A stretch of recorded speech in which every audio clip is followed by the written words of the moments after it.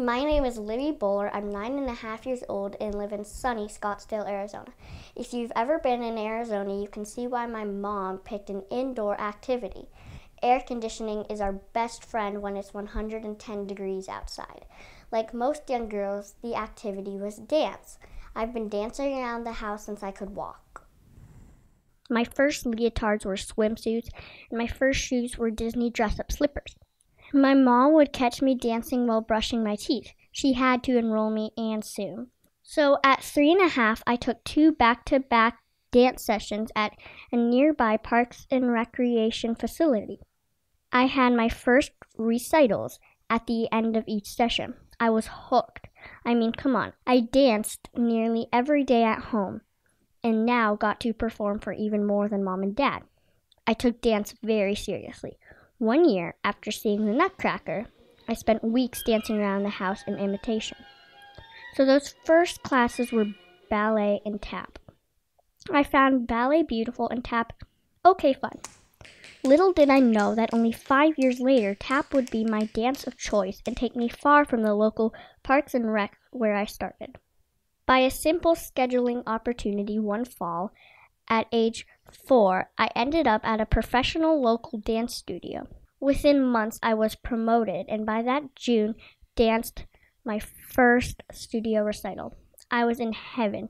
This felt like the big leagues. I wanted to dance, and I wanted to dance, and I wanted to dance more. Most people know that to be successful at anything, you need the strong support of your family. My dad should have known that with all girls, someone might get really into dance.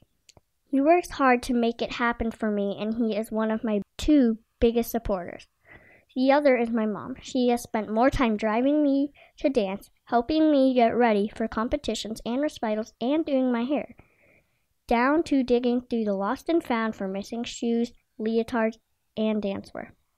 My parents have allowed me to do something I love, and I hope they enjoy watching me as much as I love dancing.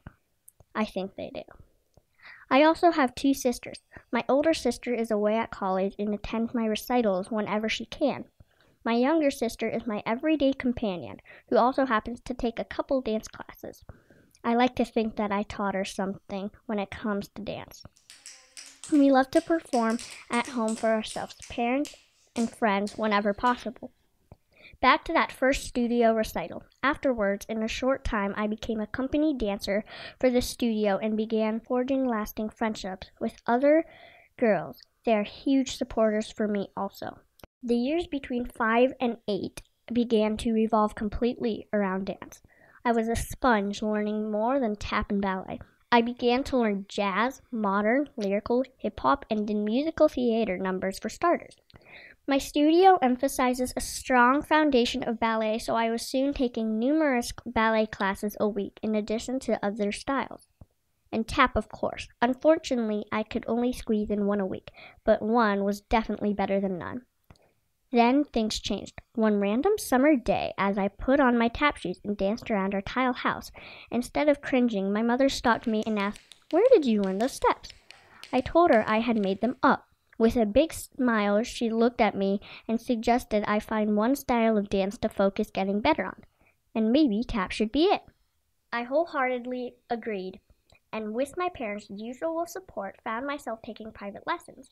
During this time, my mother tried to expose me to some of tap's famous dances, sitting me down regularly to watch YouTube clips of many exceptional tap dancers. My mom had to smile when I told her I thought my tap instructor was even better than Gregory Hines. Now I was taking weekly private tap classes, the hours and hours with my favorite dance style, and a very talented teacher provided me with the skills and confidence I needed to conquer the next step, a solo performance. My parents were amazed when I announced I wanted to do a solo. They said they weren't even half that courageous when they were my age. But the support was totally there from my parents and my teachers. Even when I didn't think I was ready, my teachers and the studio owner said, "You are very ready." And I guess I shouldn't have doubted myself for a moment. Only 7 months after that little discussion with my mother as I tapped around the house, I stood on stage by myself and tapped myself to a gold trophy. that performance was a blur. I'm glad the judges didn't focus so much on my nervous face, but gave me the credit I earned as I tapped out on the stage that day. At another competition a month later, I repeated the solo performance. My mother said it was obvious how less nervous I was the second time around.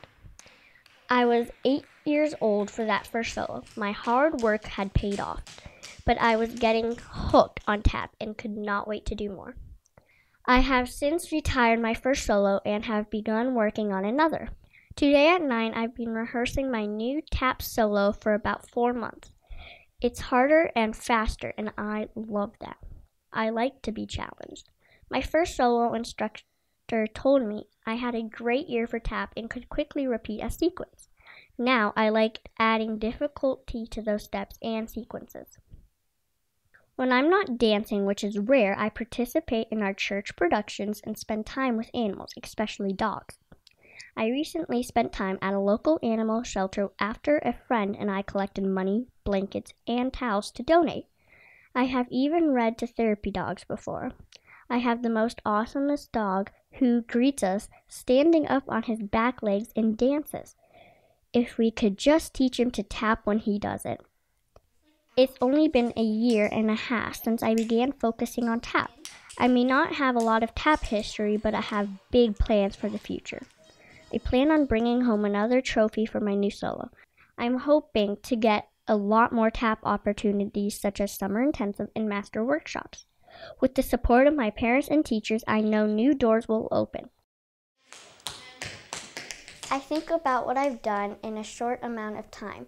I'm excited to see and hear what my feet do in the years ahead.